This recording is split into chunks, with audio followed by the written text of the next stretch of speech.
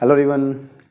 बच्चों, आज जो हम लोग सेक्शन डिस्कस करने वाले हैं नीट 2024 से क्वेश्चन पेपर का, दैट इज़ फ्रॉम 31 to 40। तो जैसा कि मैंने बार बार कहा है कि हम लोग किसी भी ईयर के क्वेश्चंस को हम लोग पार्ट वाइज सॉल्व करेंगे, क्योंकि उन क्वेश्चंस के बारे में डिटेल एनालिसिस करना है, क्वेश्चंस के लेवल को देखना है, किस टॉपिक से पूछा गया है उस टॉपिक को अच्छे समझना है, उस टॉपिक से और क्या क्वेश्चन बन सकते हैं, उसका फॉर्मूले क्या है, कुछ आउट ऑफ द बॉक्स जा कर के उस टॉपिक में अगर सीख सकते हैं तो वो भी करना होगा। तो इस तरीके से हम लोग के पूरे टॉपिक भी कवर होंगे और PYQs भी हमारे कवर होंगे। तो आज के जो कि 2024 के PYQ का 4th पार्ट है, जिसमें हम लोग 31 to 40 क्वेश्चन डिस्कस करेंगे। इसके पहले तक 1 से लेकर 30 तक हम लोगों ने क्वेश्चन को डिस्कस किया और देखने पर सबसे इम्पॉर्टेंट बात जो पता लगी वो ये थी कि हम लोग फिज़िक्स के सेक्शन को लेकर के समटाइम्स बहुत ही अननेसेसरली पैनिक होते हैं। तुमको हर वक्त मैंने दिखाया है कि हमारे पास ऐसे बहुत सारे क्वेश्चंस होते हैं जो विदिन 30 सेकंड्स 40 सेकंड्स में सॉल्व हो जाते हैं। 30 सेकंड से भी कम में कभी कभी कुछ क्वेश्चंस ऐसे होंगे सॉल्व हो जाएंगे। तो अगर क्वेश्चंस को सॉल्व करते वक्त शुरुआत में या बीच में कभी भी कोई क्वेश्चन मुश्किल लगे, टाइम टेकिंग हो, तो उसको होल्ड करके पहले पूरे क्वेश्चन पेपर में खोजेंगे कि क्वेश्चंस कौन से बहुत कम टाइम वाले हैं और मिलेंगे। बिल्कुल अगर पेशेंस रख करके हम लोग सर्च करें और थोड़ा कूल माइंड से सर्च करें तो ये क्वेश्चंस हमको मिलते हैं जो कि बहुत कम टाइम में हो जाते हैं। तो हमें ये सब चीज़ें पता चलती when we do PYQs on regular basis. तो इस तरीके से हम लोग को पता चलता है कि यार हमारे जोन में है, हम लोग कर सकते हैं। तो बेकार में फालतू में परेशानी की जरूरत नहीं है। फिजिक्स सेक्शन के टाइम को लेकर बहुत बच्चे पैनिक होते हैं कि कितना वक्त इसमें दिया जाए, बायो में थोड़ा काटा जाए, केमिस्ट्री थोड़ा काटा जाए, है ना। ऐसा नहीं है। अगर हम 70 मिनट्स मैनेज कर सकते हैं, 70 मिनट, ठीक है, तो ये 70 मिनट में हम लोग फिजिक्स के सेक्शन को बहुत प्यार से ख़त्म कर सकते हैं।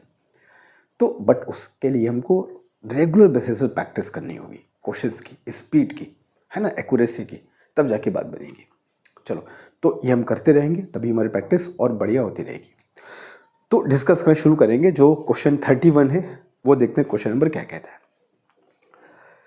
क्वेश्चन ये अभी मैं डिस्कस में कर रहा था कि 10-20 सेकंड वाले क्वेश्चन मिलेंगे, वो यही क्वेश्चन है। वो देखना अभी क्या है। ये कह रहा है कि थिन, पहले पूरा क्वेश्चन समझेंगे, सोचेंगे, उसके बट थोड़ा सा फॉर्मूला, उसके बारे में जानकारी तुम जब इस पे खर्च करोगे आधे घंटे, तब जाके क्वेश्चन सॉल्व होगा 10 सेकंड के अंदर। हाँ, टॉपिक विल टेक टाइम, मगर सॉल्व कर 10 सेकंड में हो जाएगा। तो समझते क्वेश्चन क्या कह रहा है। कह रहा है कि a thin spherical shell is charged by some source. एक थिन स्फेरिकल शेल है, खोखला गोला है। स्फेरिकल शेल का मतलब जिसको हमने एक सोर्स से चार्ज किया है, ठीक है। The potential difference between 2 points C and P as shown in the figure. 2 point हमको दिया है इस फिगर में, एक C जो कि इसका सेंटर है और एक P जो उसके सरफेस पे है। हमको इन दोनों पॉइंट के बीच का पोटेंशियल डिफरेंस फाइंड करना है। मतलब what we have to calculate is this, VC minus VD, C और D के बीच का पोटेंशियल डिफरेंस हमें कैलकुलेट करना है। रेडियस इसका दिया हमको 3 सेंटीमीटर। सीधा से इसका आंसर 0 है, एकदम क्लियर कट। क्यों? बहुत बच्चों को पता होगा, स्फेरिकल शेल में सेंटर से लेकर के एकदम यहां तक, जिस पॉइंट P तक जो पोटेंशियल की वैल्यू है वो एग्जैक्टली सेम होती है। इस पूरे स्फेरिकल शेल के अंदर, इंक्लूडिंग सेंटर भी और सरफेस पर, इलेक्ट्रिक पोटेंशियल सेम होता है। और कितना होता है? This is this value. तो VC और VD बोल दिया, VC बस VP फाइंड करना। तो VC is equal to VP होता है यहाँ पर पे, ओके, Q/R की मतलब वही 1/4 पाई एप्सिलॉन नॉट। ये पोटेंशियल सरफेस पे होता है, यही पोटेंशियल अंदर के सारे पॉइंट्स पर होता है इंक्लूडिंग सेंटर। तो जो पोटेंशियल सेंटर पर होता है वही सरफेस पर भी होता है, तो डिफरेंस तुम्हें कितना मिलेगा, 0 मिलेगा। तो ऐसे तुम्हारा फट से तुम्हारा जो आंसर है वो 10 सेकेंड के अंदर तुमको पता चल जाएगा। हाँ, बशर्ते तुमको ये चीज़ पता होनी चाहिए, नहीं पता हो, पता ही नहीं होगा तो फिर वो 10 सेकेंड के शायद 10 साल लग जाए क्वेश्चन सॉल्व होने में, है ना। तो मेहनत हमको जहाँ करनी है वहाँ करनी है। इस बात पे समय वेस्ट नहीं करना है कि क्वेश्चंस की टाइमिंग बहुत कम है, कैसे होगा। अरे क्यों नहीं होगा भाई, दुनिया क्वेश्चन करे क्यों नहीं होगा फिर। बट तुमको उस हिसाब से खुद को पहले प्रिपेयर करना होगा। तो अब ये चीज़ पता होनी चाहिए जो कि इलेक्ट्रोस्टैटिक के जो फर्स्ट चैप्टर है 12th का, एकदम बेसिक सा कॉन्सेप्ट है। इवन कभी कभी इसके ग्राफ से भी क्वेश्चन पूछा है। अब इसे ग्राफ भी देख लो, हम लोग सारी बात करेंगे, सिर्फ इस क्वेश्चन को सॉल्व करके छोड़ेंगे। अभी तुमको मैं हॉलो नहीं, अभी तुमको इसके बेस पर हॉलो का आ गया, हो सकता है स्फीयर सॉलिड का आ जाए, तो सॉलिड स्फीयर ऑफ चार्ज का भी बताऊंगा इसमें, इसी क्वेश्चन में, कि अगर वो होता तो क्या आंसर होता। अगर से ग्राफ हम लोग ड्रॉ करें तो ग्राफ इसका ऐसे आता है। अगर इलेक्ट्रिक पोटेंशियल का हम लोग डिस्टेंस के साथ ग्राफ ड्रॉ करें तो इट लुक्स लाइक दिस। ये कुछ शक्ल सूरत इसकी ऐसे बनती है, लाइक दिस। तो सेंटर से लेकर के सरफेस तक पोटेंशियल की वैल्यू एग्जैक्टली सेम है। ग्राफ देख रहे हो, स्ट्रेट लाइन है। उसके बाद बाहर निकलने पर potential changes like proportional to 1/, हाँ, अगर बाहर का कोई पॉइंट होगा तो पोटेंशियल, अगर मालूम है कोई बाहर पॉइंट, कॉल इट Q, तो potential at point Q will B Q by small r, जहाँ स्मॉल r क्या होगा, सेंटर से उस पॉइंट Q तक का डिस्टेंस। ठीक है, तो ये हमको एक स्फेरिकल शेल के बारे में जानकारी इतनी बेसिक होनी चाहिए, तभी बात बनेगी कि सेंटर से लेकर के सरफेस तक पोटेंशियल एग्जैक्टली सेम होगा, लाइक दिस, सेंटर सरफेस तक। बाहर निकलेंगे V proportional to 1/r, 1/r के हिसाब से r क्या होगा, c और q के बीच का डिस्टेंस, तो v विल बी q के q/r प्रोपोर्शनल टू 1/r। तो ये हमको पता होना चाहिए। ठीक है, न्यूमेरिकल्स आ जाए, ग्राफ आ जाए, कुछ भी आ जाए, वी कैन डू इट। तो उसके हिसाब से इसका आंसर क्या हो गया, 4th। ठीक है, लेकिन अगर इसी क्वेश्चन में हॉलो स्फेरिकल शेल के बदले हमारे पास सॉलिड स्फीयर ऑफ चार्ज होता, एक non conducting sphere of charge होता, कुछ ऐसे मान लो मेरे पास एक स्फीयर है, एक गोला है जो चार्ज का ही बना हुआ है ना। सॉलिड स्फीयर ऑफ चार्ज का करने का मतलब क्या हुआ कि पूरा का पूरा जो गोला है वो चार्ज का बना हुआ है ना। ऐसे हम लोग रबड़ की गेंद होती है, रबड़ से बना होता है, वैसे पूरा पूरा ये गोला जो है वो चार्ज का बना हुआ है, अंदर बाहर ऊपर नीचे पूरा का पूरा चार्ज है।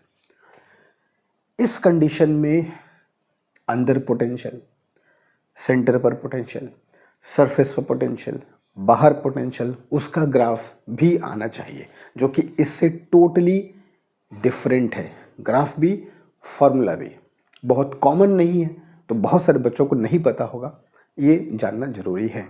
In case if it comes we have to be ready for that also. तो यही मैं कह रहा हूँ कि हम जब कुछ पढ़ें कि शेल कहा गया, अगर स्फेरिकल स्फीयर होता सॉलिड स्फीयर ऑफ चार्ज, तो हम कैसे निकालते, क्या हमें यही सब चीज़ को देख करके खुद को प्रिपेयर करना, एक स्टेप आगे वी हैव टू प्रोएक्टिव, है ना।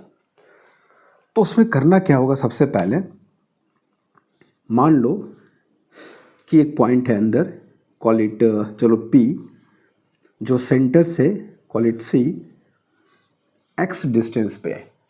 ठीक है, और टोटल चार्ज की वैल्यू मान लो Q है। तो इस पॉइंट P का जो पोटेंशियल होता है वो ये होता है, Vp is equal to Q upon 8 pi epsilon naught r cube, घबराओ मत अभी, 3r² माइनस x²। ये पॉइंट P के इलेक्ट्रिक पोटेंशियल का फॉर्मूला है, जहाँ पे x उस पॉइंट का डिस्टेंस होगा सेंटर से। शब्दों को ध्यान सुनना, अब इस x को चेंज करते चलो और जहाँ चाहिए वहाँ पोटेंशियल निकालते चलो। हॉलो में क्या देखा सेंटर पे और सरफेस पे पोटेंशियल सेम होता है। सॉलिड में ऐसा कतई नहीं होता है। और चेक करते हैं फॉर सेंटर, अगर सेंटर की बात करें तो ये x की वैल्यू क्या हो जाएगी 0।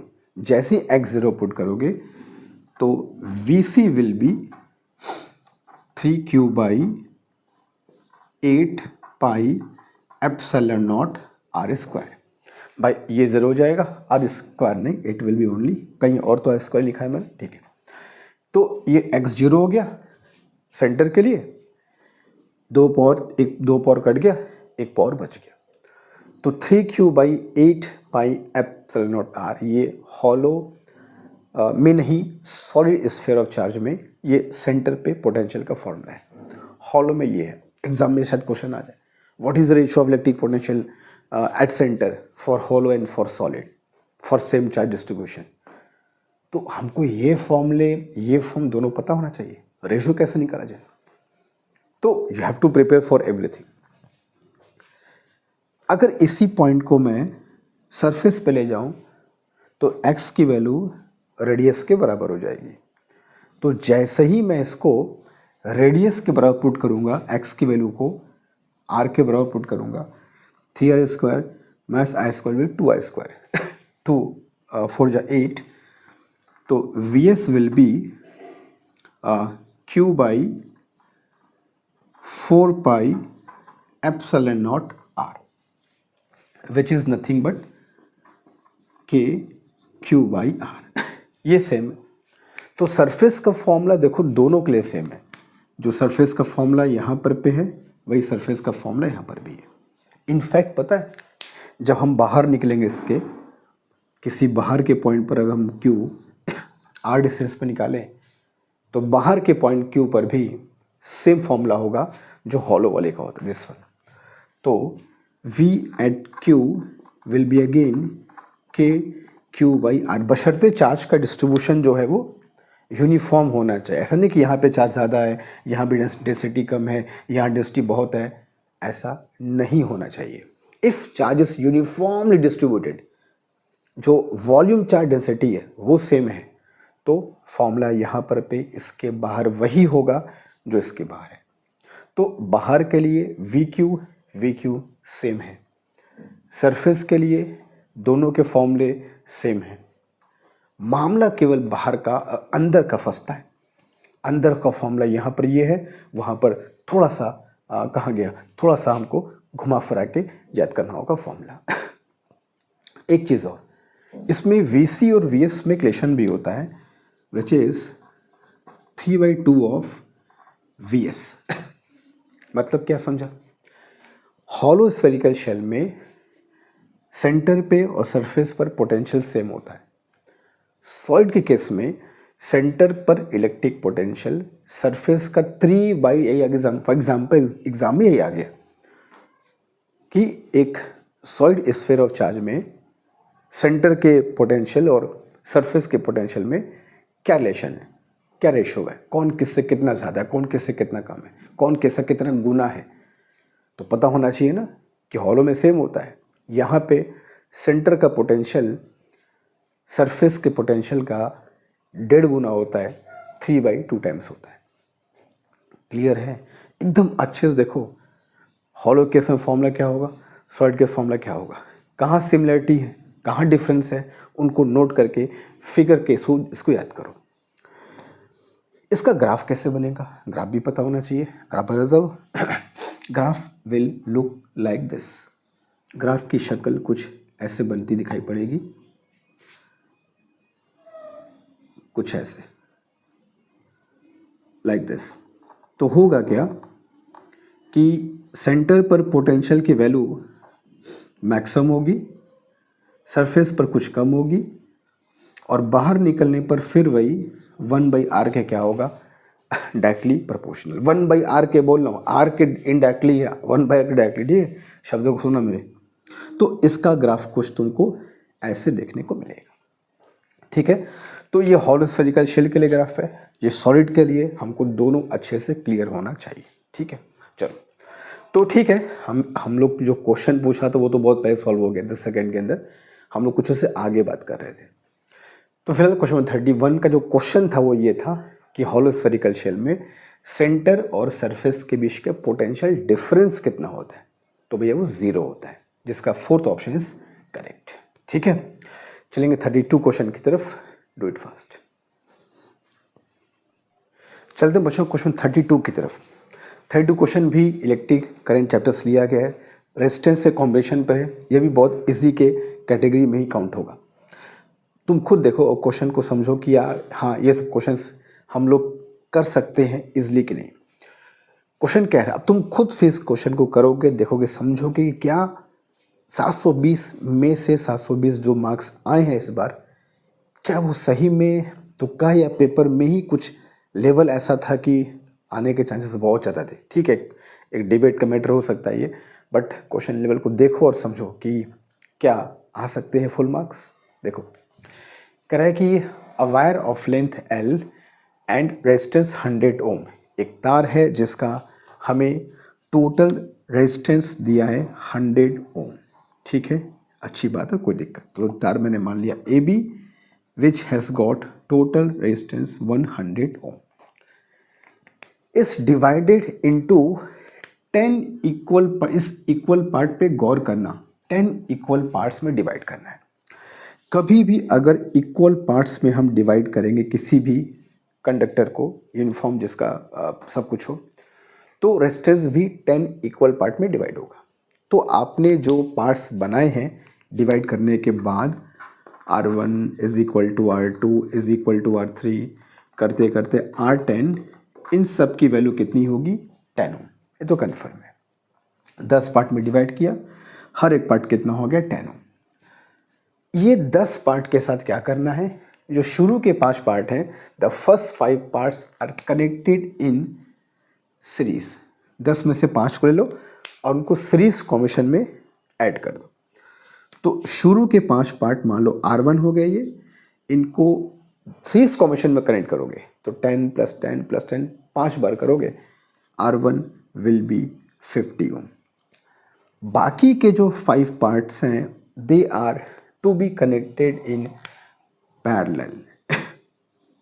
अब इतना सबको पता होता है कि भाई सीरीज में क्या करना है, पैरेलल में क्या है, इसमें कोई डाउट नहीं है। अगर यही नहीं पता होगा तो फिर इज अ सीरियस मैटर, है ना। अब यही नहीं पता कि पैरेलल कॉम्बिनेशन में करते कैसे, फिर तो बहुत शुरुआत से शुरू करना पड़ेगा, है ना। तो अगर हमको ये पता है कि 10 ओम के 5 रेजिस्टेंस हैं जिनको हमने पैरेलल कॉम्बिनेशन में कनेक्ट करना है, तो equivalent will be 10/5 that is 2 ओम।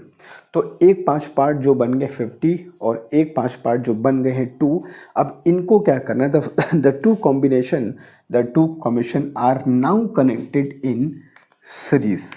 और अब जो 2 पार्ट हैं उनको तुमको सीरीज कॉम्बिनेशन में जोड़ देना है।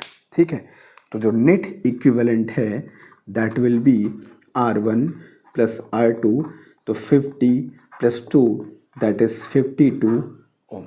ठीक है, तो 52 ओम इज योर करेक्ट आंसर।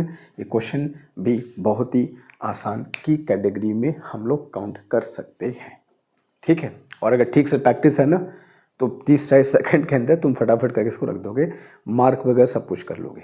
ठीक है, तो ये है क्वेश्चन, ये उसका आंसर। 32 is done. चलेंगे 33 की तरफ। Do it fast. अब चलते हैं मुझे क्वेश्चन नंबर 33 की तरफ। 33 क्वेश्चन देखते हैं कहाँ से लिया गया। 33 क्वेश्चन लिया गया है magnetic effects of electric current नाम के चैप्टर से, जिसमें एक हम लोगों ने बहुत बार डेरिवेशन किया होगा, क्वेश्चन पढ़ा होगा। Magnetic field due to circular current carrying coil, उसके सेंटर पे, एक्सिस पे, वहीं से इस क्वेश्चन को लिया गया। क्वेश्चन कहता है कि टाइटली वाउंड 100 टर्न्स कॉइल, एक कॉइल है जिसमें 100 टर्न्स हैं, बहुत टाइटली वाइंडिंग की गई है, जिनका रेडियस है 10 सेंटीमीटर। अच्छी बात है। Carries an electric current of 7 ampere है, अच्छी बात है। द मैग्नीट्यूड, सिर्फ मैग्नीट्यूड फाइंड करना है, of magnetic field at the centre of the coil, coil के सेंटर पर मैग्नेटिक फील्ड फाइंड करना है। अब हमें एक कॉइल दिया है जिसमें कई ढेर सारे टर्न्स हैं और टाइटली वाइंडिंग की गई है। नंबर ऑफ टर्न्स तुम्हें कितना बता रहा है, देयर आर 100 टर्न्स। ठीक है, और whatever radius is given check कर लिया जाएगा। और करंट इसमें फ्लो कर रही है, क्लॉक है, एंटी क्लॉक है, दिया नहीं है, क्योंकि हमसे सिर्फ मैग्नीट्यूड पूछा है तो करंट के सेंस का ज़रूरत नहीं है। ठीक है, अब इसके सेंटर पर क्या होगा, मैग्नेटिक फील्ड की मैग्नीट्यूड की वैल्यू, तो उसके लिए हमको फॉर्मूला पता होना चाहिए, B is equal to mu naught upon 2 NI/R, जहाँ N क्या है, नंबर ऑफ टर्न्स।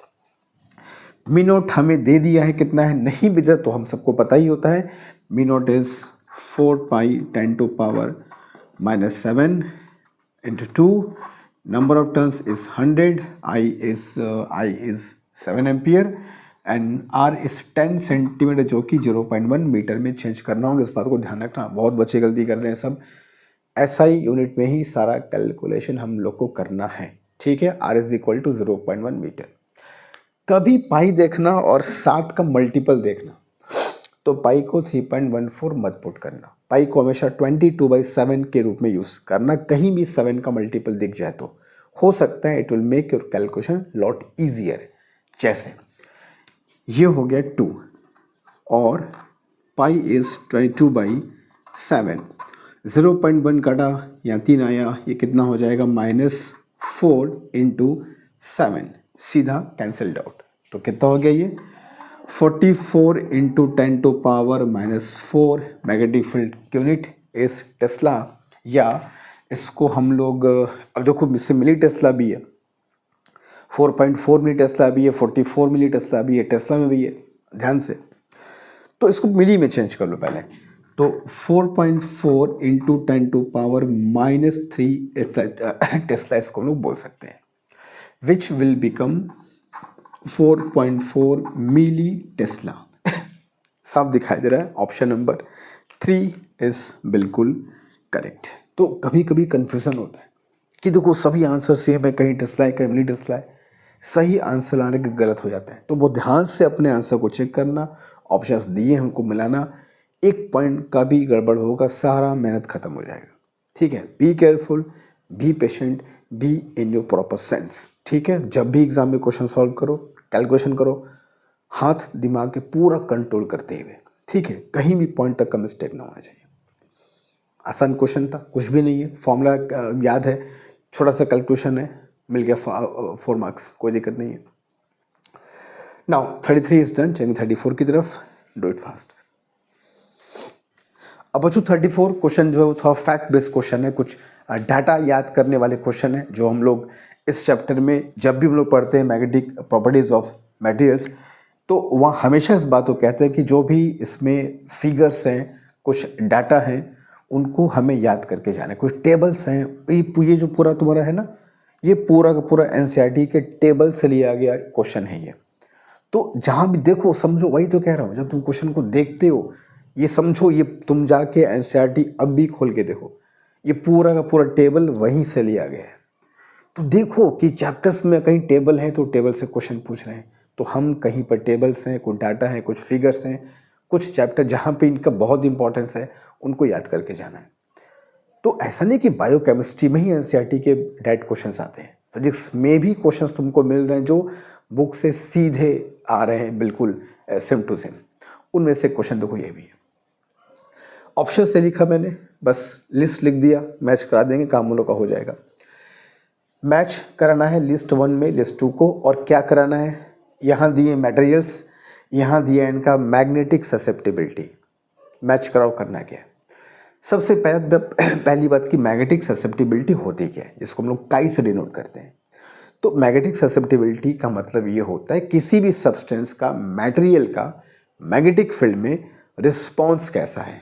अब रिस्पॉन्स का मतलब क्या हुआ, बिहेवियर कैसा है, बिहेवियर का मतलब क्या हुआ, हम किसी सब्सटेंस को जब मैग्नेटिक फील्ड में रखते हैं तो इट विल गेट मैग्नेटाइज्ड, मगर हर सब्सटेंस एक ही तरीके से मैग्नेटाइज नहीं होता, और एक ही कह सकते हो कि स्टैंडर्ड तक, वैल्यू तक मैग्नेटाइज नहीं होता।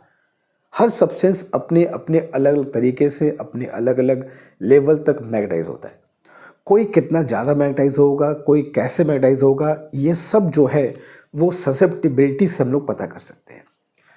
तो ससेप्टिबिलिटी एक ऐसी चीज़ है जो कि हम लोग को मटेरियल्स को क्लासिफिकेशन करने बड़ी काम आती है कि भाई वो सब्सटेंस हमारा डायमैग्नेटिक है कि पैरामैग्नेटिक है, फेरो है कि कैसा मैग्नेटिक सब्सटेंस है वो। तो किसी सब्सटेंस को जब हम लोग मैग्नेटिक फील्ड में रखेंगे तो उसका जो रिस्पॉन्स होगा वो मैग्नेटाइज होगा, कैसे होगा, सेम डायरेक्शन में होगा, कम होगा, ज़्यादा होगा, ये उसकी मैग्नेटिक ससेप्टिबिलिटी को हम लोग देख करके पता लगा सकते हैं। तो इसी को कहते हैं मैग्नेटिक ससेप्टिबिलिटी। किसी मटेरियल की मैग्नेटिक फील्ड में रिस्पॉन्स क्या है वो हमको दिखाता है। तो अब हमको ये पता होना चाहिए कि भाई किस प्रकार के सब्सटेंस के लिए ससेप्टिबिलिटी की वैल्यू कैसे होती है।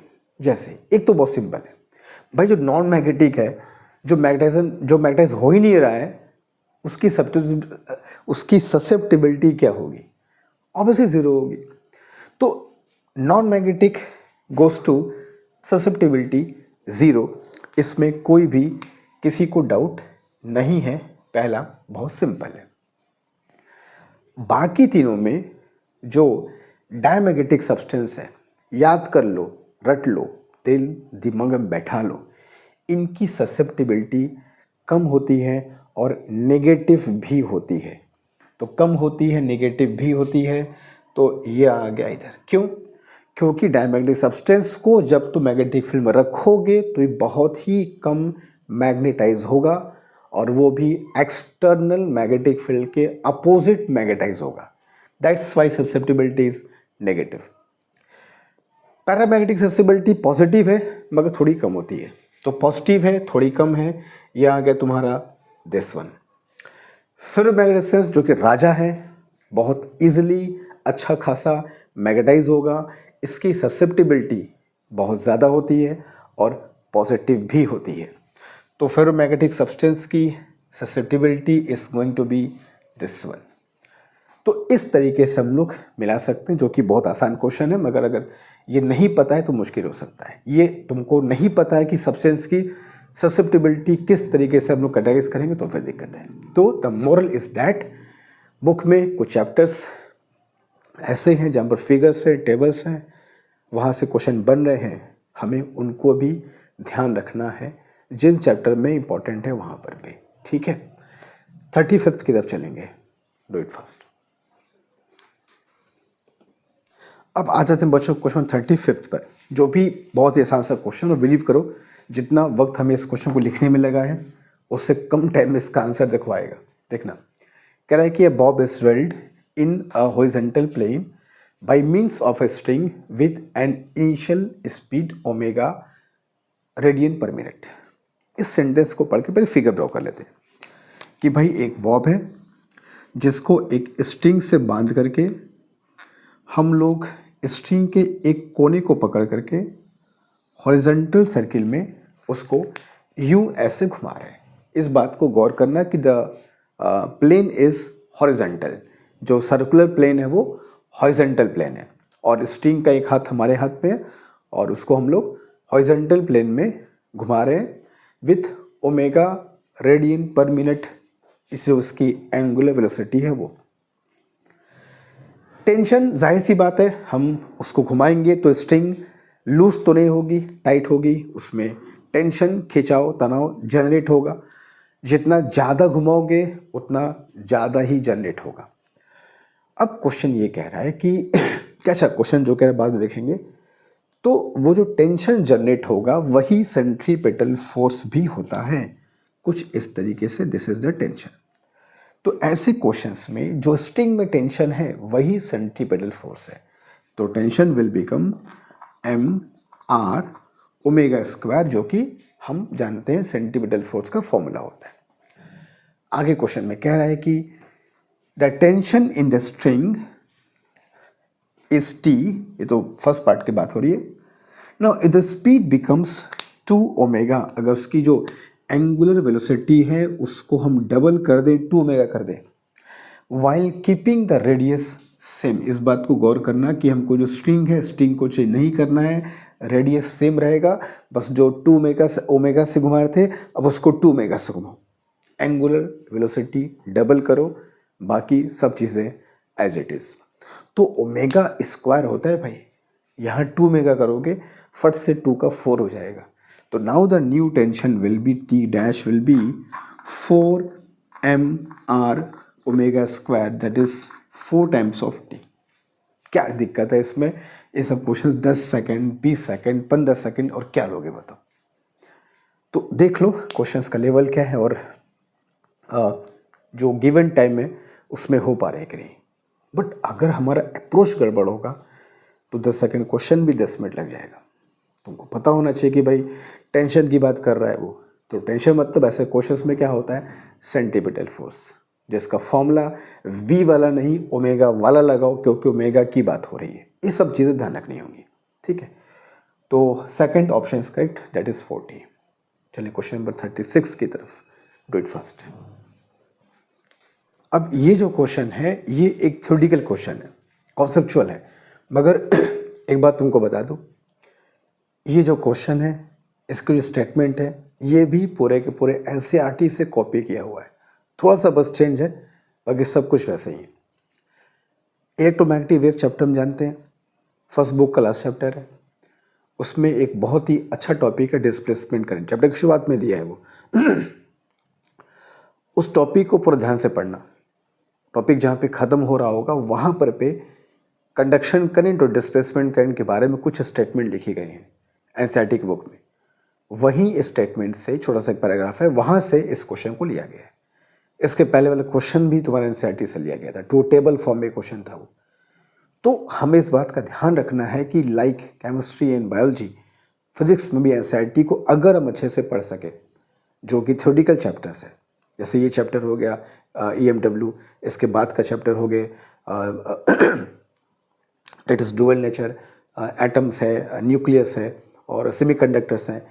इनमें एनसीईआरटी में जो बातें लिखी गई हैं उनको बहुत ध्यान से समझते हुए, नोट्स प्रिपेयर करते हुए हमें आगे बढ़ना है। हो सकता है तुम्हें इस मेहनत के बदले तुम्हें 3, 4, 5 क्वेश्चन एकदम डायरेक्ट मिल जाए। देखो हमें हो सकता है कि 5 ही क्वेश्चन मिले, मगर इसी को मेहनत कहते हैं। जैसे कहते हैं भाई कि पढ़ाई के लिए मेहनत कर, तो कैसा मेहनत? मेहनत मतलब ये कि तुम जब 7 घंटे 8 घंटे डेली पढ़ करके कुछ नोट्स बनाओगे तब जाकर उसे 3 क्वेश्चन फंसेंगे। तो ये ही तो कहलाती है कि भाई मेहनत करना है। और क्या ही कर रहा है तुमको पढ़ाई में? फिर तो मेहनत करो। जो चैप्टर्स ऐसे हैं वहाँ पर पे कुछ पॉइंट्स हैं, कुछ नोट्स हैं, कुछ फिगर्स हैं, फैक्ट्स हैं, टेबल्स हैं, उनको याद रखो, ठीक है। उनसे क्वेश्चंस बन रहे हैं, तुम देख सकते हो।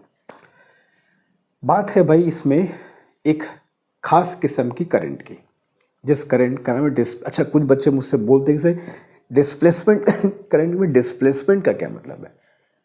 विश्वास करो कि इस डिस्प्लेसमेंट करंट में डिस्प्लेसमेंट का वो काइनेमेटिक्स वाले डिस्प्लेसमेंट में जो पढ़ा हम लोगों ने, कोई लेना देना नहीं है। डिस्प्लेसमेंट वर्ड क्यों यूज करते हैं समझेंगे इसको लोग, बात को समझते हैं। क्वेश्चन क्या है वैसे? कह रहा है कि parallel plate capacitor is charged by connecting it to the battery. इसको चार्ज कर रहे हैं एक बैटरी से रेजिस्टेंस को कनेक्ट करते हुए। If I is the current in the circuit. अब कुछ बच्चों को ये मन में डाउट है कि भाई कैपेसिटर चार्ज हो गया है कि हो रहा है। अगर सर्किट में करंट फ्लो हो रही है तो कैपेसिटर कंप्लीटली चार्ज नहीं हुआ है, अभी चार्जिंग की प्रक्रिया चल रही है, ठीक है। Then the gap between the plates. चलो क्वेश्चन गैप्स की बात करते हैं हम लोग। ये हम बनाया मैंने कैपेसिटर के 2 प्लेट्स, ठीक है। ये है कनेक्टिंग वायर्स, बैटरी वगैरह नहीं बना रहा हूँ, बस काम की बात करते हैं। यहाँ से इसमें I करंट का फ्लो हो रहा है। ये है तुम्हारा कैपेसिटर जो कि चार्जिंग की प्रक्रिया में है, क्योंकि करंट का फ्लो हो रहा है। हम सब जानते हैं कैपेसिटर चार्ज हो जाता है तो करंट बंद हो जाती है, तो capacitor is getting charged. I current है सर्किट में, तो प्लेट्स के बीच में कितनी करंट होगी? हम सब जानते हैं डिस्प्लेसमेंट करंट में इतना बेसिक तो हम जानते ही हैं कि जो प्लेट्स के बीच का पार्ट तुम देख रहे हो उसमें जो करंट है वही डिस्प्लेसमेंट करंट होती है। तो फर्स्ट ऑप्शन जो कह रहा है there is no current between the plates, वो तो निहायत ही बकवास ऑप्शन है, इसकी बातें नहीं करनी है, ठीक है। We all know that displacement current का एग्जाम्पल यहीं से हम लेते हैं, हम लोग जब भी पढ़ाते हैं तो example we take from here. तो प्लेट्स के बीच में जब प्लेट चार्ज हो रहा होता है कोई कैपेसिटर, तो प्लेट्स के बीच में डिस्प्लेसमेंट करंट होती है। क्या होती है, कैसे हो, हल्का सा वो समझने की कोशिश करते हैं। देखो, होता ये है कि एक साइंटिस्ट थे जिनका नाम था मैक्सवेल। बहुत ही कमाल के, बहुत ही उम्दा साइंटिस्ट थे। इलेक्ट्रोमैग्नेटिज्म जो हम लोग आज जानते हैं, समझते हैं, उसको उस रूप में फॉर्मुलेट करने का बहुत बड़ा श्रेय उनको दिया जाता है। ठीक है, दैट इज मैक्सवेल। मैक्सवेल ने एक बात कही थी, ये कहा था भैया कि हम सब जानते हैं कि मैग्नेटिक फील्ड इलेक्ट्रिक करंट से पैदा होती है। उन्होंने कहा नहीं, मैग्नेटिक फील्ड इलेक्ट्रिक करंट से पैदा होती है, मगर एक और तरीके से पैदा होती है, और वो होता है इलेक्ट्रिक फील्ड का वेरी करना। जहीं भी कहीं स्पेस में टाइम वेरिएंट इलेक्ट्रिक फील्ड है, टाइम के साथ बदलने वाली इलेक्ट्रिक फील्ड है, तो उससे मैग्नेटिक फील्ड जनरेट होती है। उन्होंने ये कहा कि जो टाइम वेरिएंट इलेक्ट्रिक, सुनना बात को, टाइम वेरिएंट इलेक्ट्रिक फील्ड जो होती है, उसके वजह से स्पेस में एक करंट हम लोग कंसिडर करते हैं। करंट को कह सकते हो कि लॉजिकली एक करंट को हमें वी हैव टू कंसिडर, उस करंट को नाम उन्होंने दिया डिस्प्लेसमेंट करंट। दूसरे लोग क्या उन्होंने कहा कि स्पेस में जब भी टाइम वेरिएंट इलेक्ट्रिक फील्ड होगी तो उसके वजह से एक डिस्प्लेसमेंट करंट का जन्म होगा, वो ही मैग्नेटिक फील्ड को प्रोड्यूस करेगी। तो हम सभी जानते हैं कि varying in magnetic field electric field produce करता है, फैराडे लॉ। मैक्सवेल ने कहा भैया इसका उल्टा भी होता है। अगर varying magnetic field electric field पैदा कर रहा है तो वैरिंग इलेक्ट्रिक फील्ड भी मैग्नेटिक फील्ड पैदा है। मतलब कहने का मतलब ये है, ये तुमको समझाओ, ये इलेक्ट्रिक फील्ड है, ये मैग्नेटिक फील्ड है, और ये इलेक्ट्रिक फील्ड है। फैराडे ने कहा था कि मैग्नेटिक फील्ड अगर वैरी करेगी तो इलेक्ट्रिक फील्ड पैदा होगी। मैक्सवेल ने कहा इसका उल्टा भी होगा, इलेक्ट्रिक फील्ड अगर वैरी करेगा तो मैग्नेटिक फील्ड पैदा होगा। जब इलेक्ट्रिक फील्ड वैरी करता है तो ही डिस्प्लेसमेंट करंट का जन्म होता है। इसका फॉर्मूला होता है epsilon naught D phi E by D T.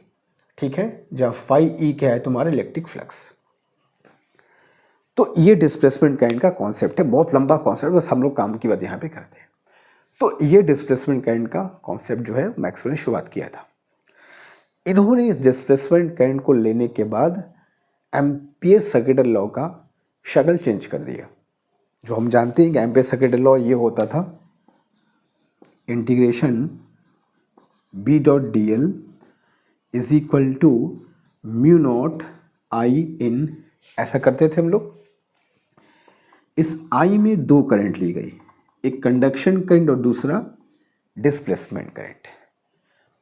Ampere ने सिर्फ कंडक्शन करंट की बात की थी, मगर उसके हिसाब से हम लोग बहुत जगह इनकंसिस्टेंसी पा रहे थे।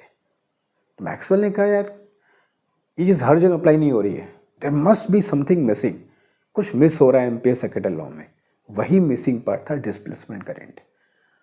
ठीक है, इस फाइंडिंग ने इलेक्ट्रोमैग्नेटिज्म में एक बहुत बड़ा रोल प्ले किया। हम लोग पढ़ेंगे, अगर मौका मिला तो पढ़ाऊंगा तुमको कि इससे कैसा इलेक्ट्रोमैग्नेटिज्म हम लोग आगे लेकर बढ़े फिर। तो ये बात तुम समझना। तो देयर इज नो करंट का कॉन्सेप्ट खत्म हो गया।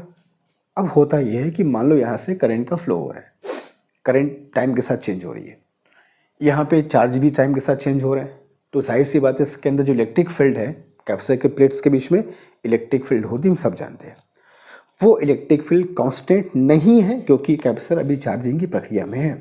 यानी कि प्लेट्स के बीच में इलेक्ट्रिक फील्ड वैरी कर रही है टाइम के साथ, और यही जो डिस्प्लेसमेंट करंट के आने का मेन वजह होता है।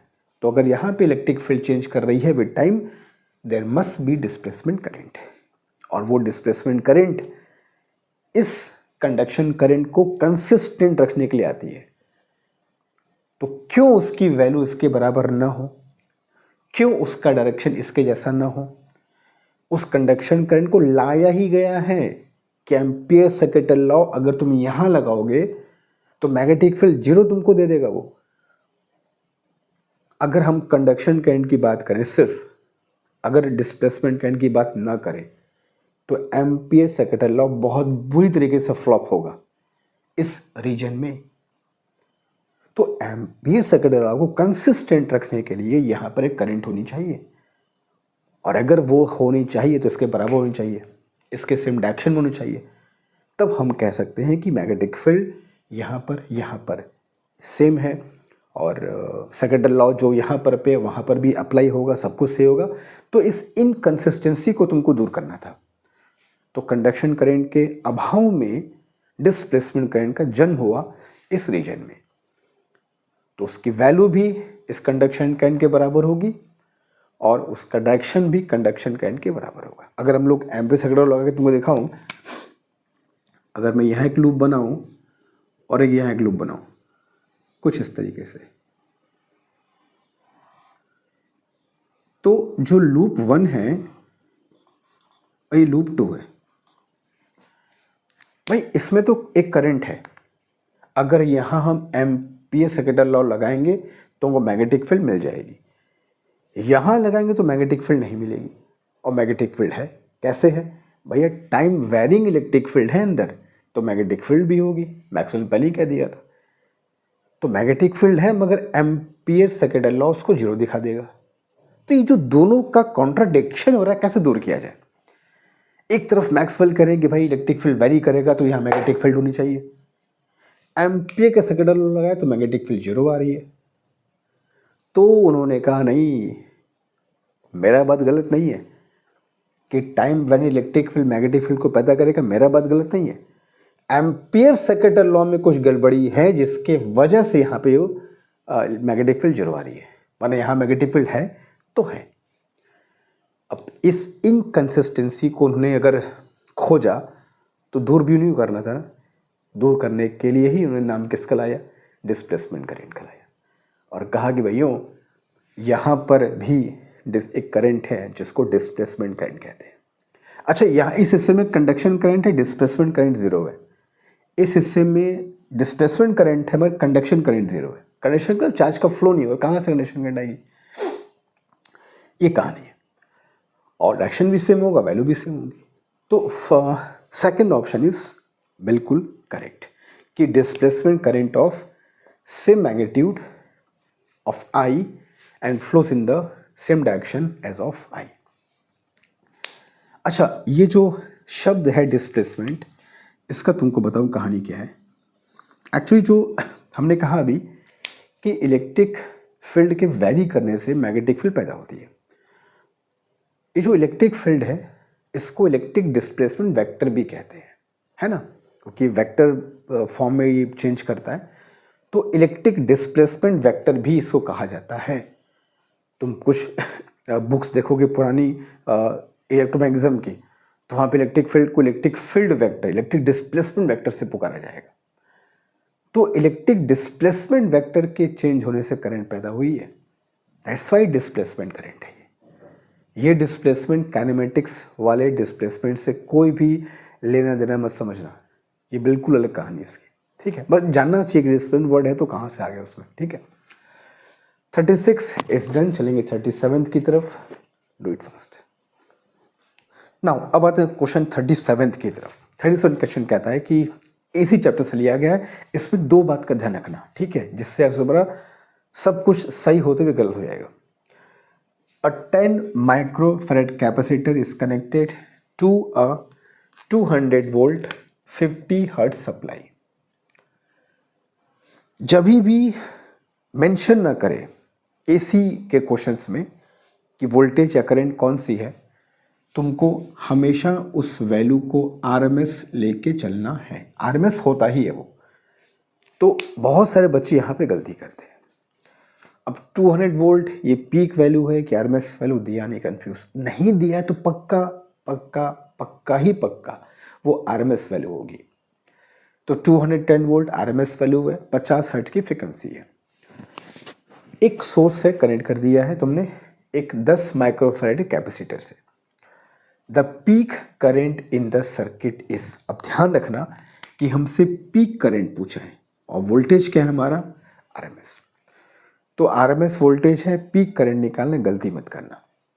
हम सब जानते हैं कि यार ये रिलेशन होता है, IRMS कहो या VRMS कहो,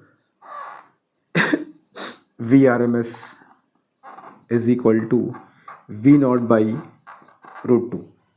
तो RMS दिया है तुमको 210 इज इक्वल टू V0/√2। तो V0 की वैल्यू कितनी आ गई, 210√2 वोल्ट। ये पीक वैल्यू है। या तो यहाँ से RMS करंट निकाल लो, RMS करंट निकालो, फिर उसको पीक वैल्यू में चेंज करो, या यहीं से VRMS को V0 में चेंज कर लो और सीधे I0 फाइंड करो। और I0 होगा क्या, I0 होगा V0/XC। XC इज कैपेसिटेटिव रिएक्टेंस, जिसका फॉर्मूला हर बच्चे को पता होना ही चाहिए आज की डेट में, जो 2025 नीट देने वाले हैं। 2πFC, sorry, this is 1/2πFC।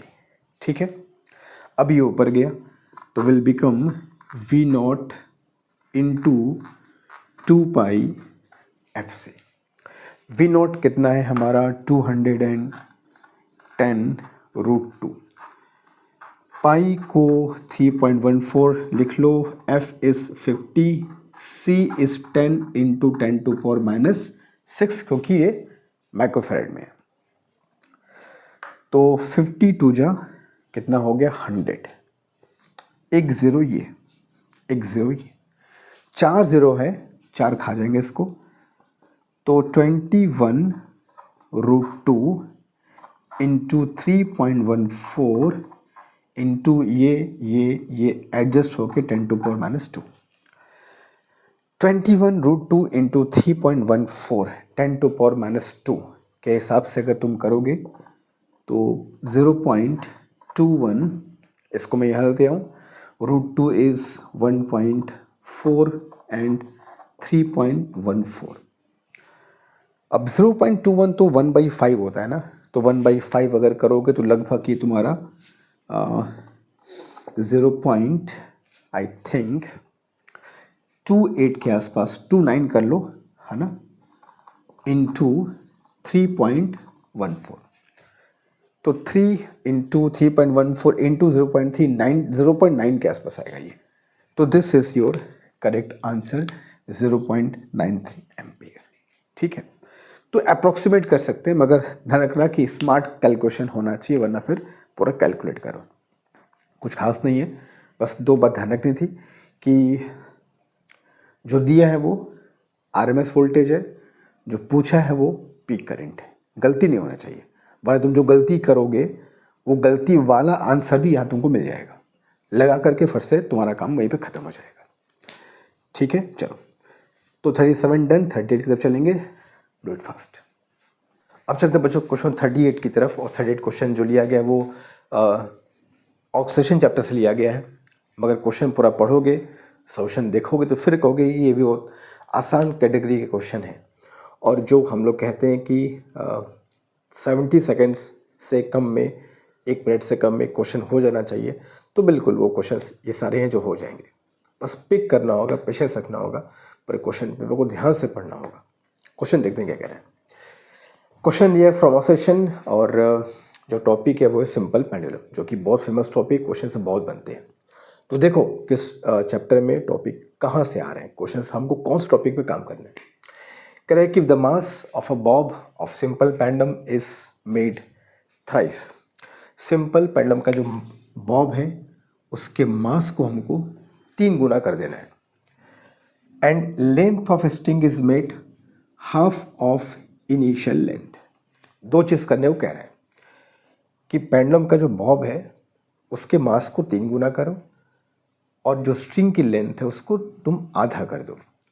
तो ऐसा करने के बाद जो टाइम पीरियड ऑफ ऑक्सीलेशन है वो x/2 टाइम हो जाता है। x की वैल्यू पूछी गई है, पहले जो चेंजेस किया है उसको उसके हिसाब से हम लोग भी चेंज करते हैं। तो किसी भी सिंपल पेंडुलम को अगर देखा जाए तो उसके ये बॉब हो गया, ये हो गया उसका ऑक्सीलेशन, ये हो गई लेंथ L। बॉब का मास मान लो है m। हम सब जानते हैं कि सिंपल पेंडुलम के टाइम पीरियड का formula t is equal to 2 pi square root of L/g होता है, जिसपे बॉब के मास का कोई नामो निशान नहीं है।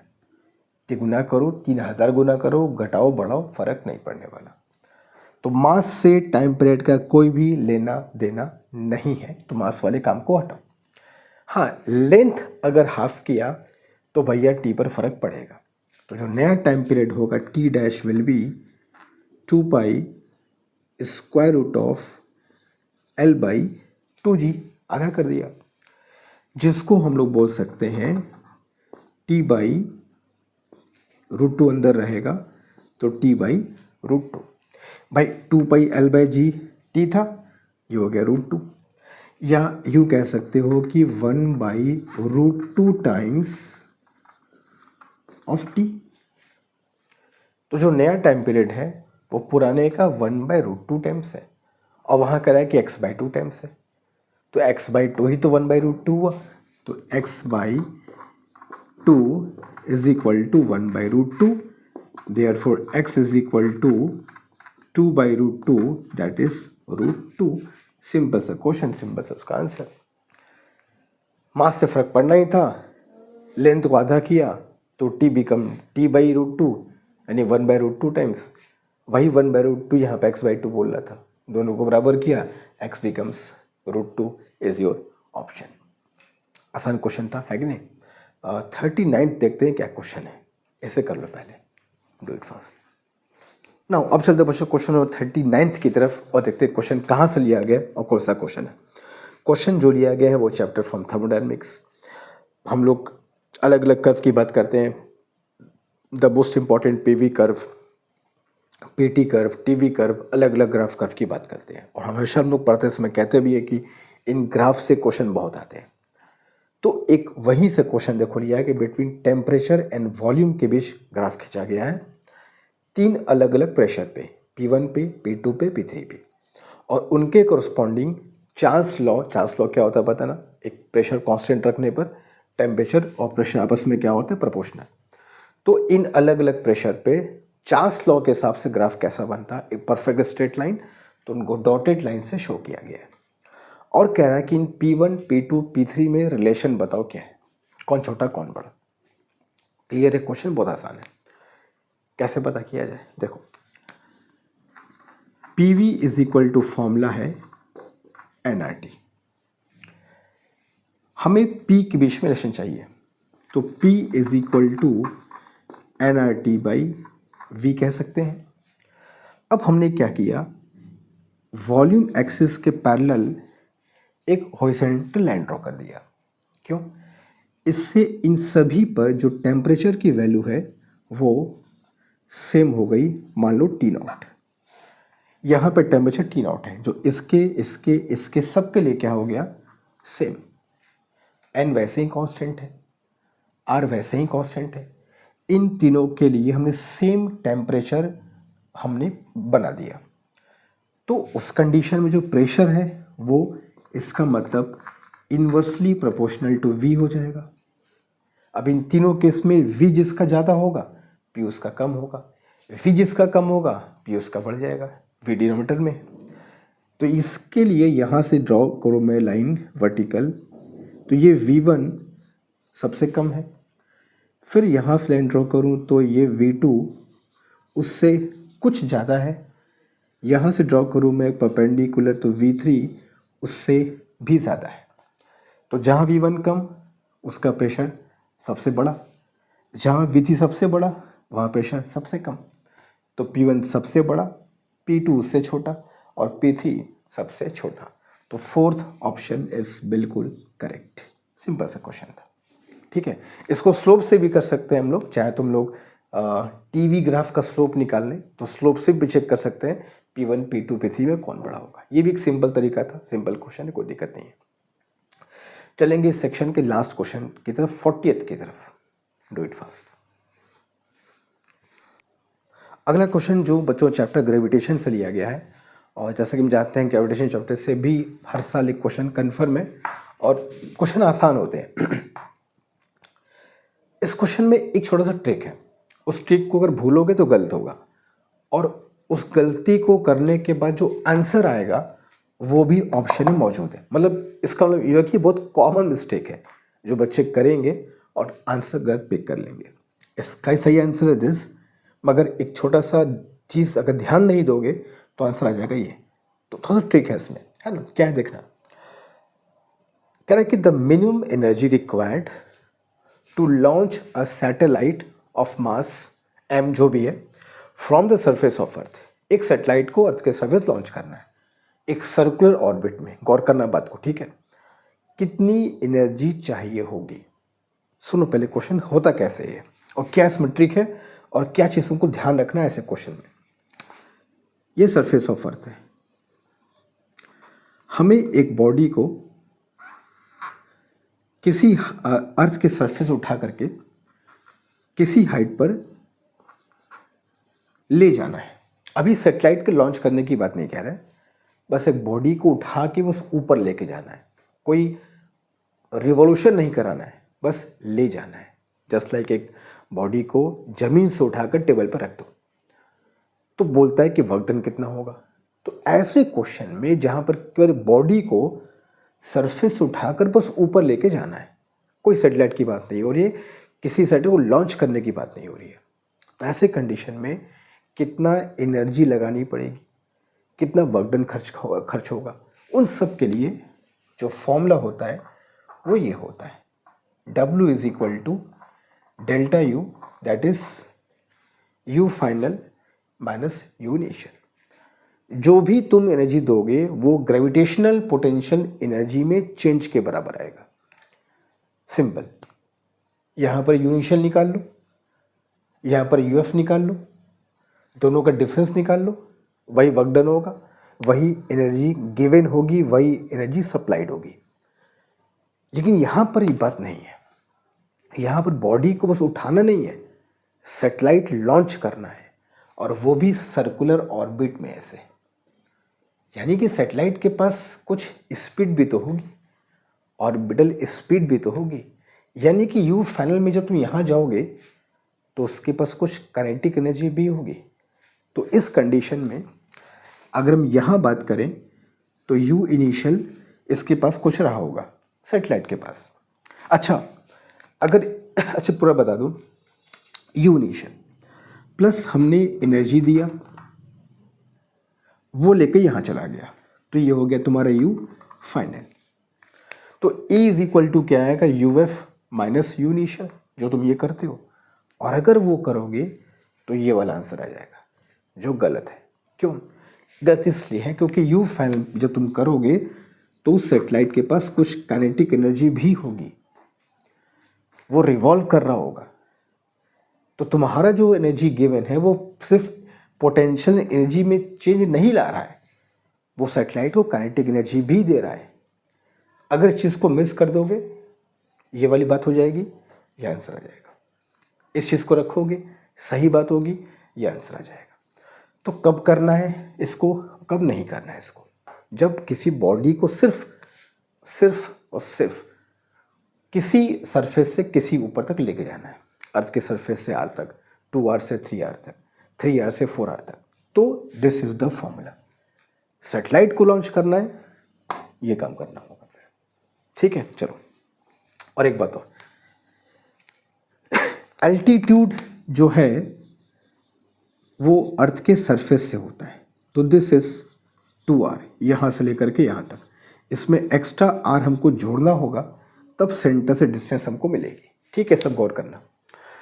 तो यू इनिशियल इज, मतलब इस पॉइंट की एनर्जी, ये फॉर्म लगाएंगे हम लोग, minus G m1 m2 by R, दो बॉडी के लिए पोटेंशियल जी का फॉर्मूला, ग्रेविटेशन पोटेंशियल जी का फॉर्मूला।